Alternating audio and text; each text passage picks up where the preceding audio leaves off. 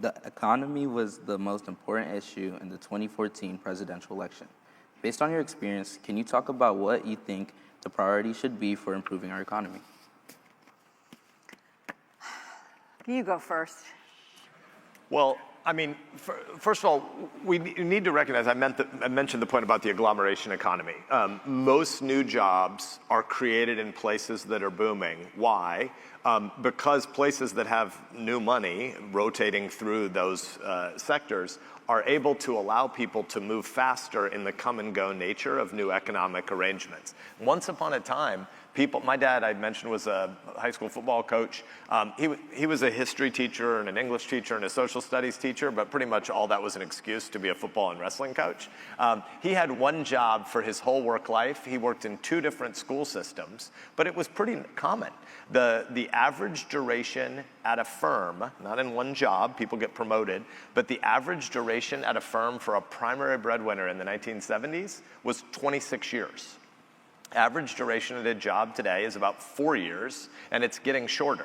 And so in an economy, Mark Andreessen had a great piece in the Wall Street Journal 15 years ago that's still worth reading called "Software Eats the World." And that's another way of saying, because humans are smart, we're really good at taking complicated tasks and reducing them to a series of steps.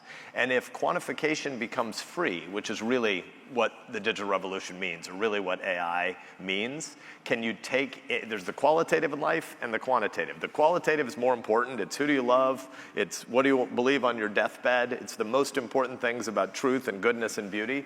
But the economy is driven by quantitative things. And if quantification becomes free, which is what's going to happen with compute capacity over time, somewhere between 3 and 23 years from now, you're all going to have robots working for you that build other robots, right? Which is another way of saying the algorithms are going to take things that can be reduced to a series of steps, and they're going to move closer and closer and closer to free. They're either actually going to be free, or it's going to be so cheap we aren't even going to bother monitoring it, metering it anymore.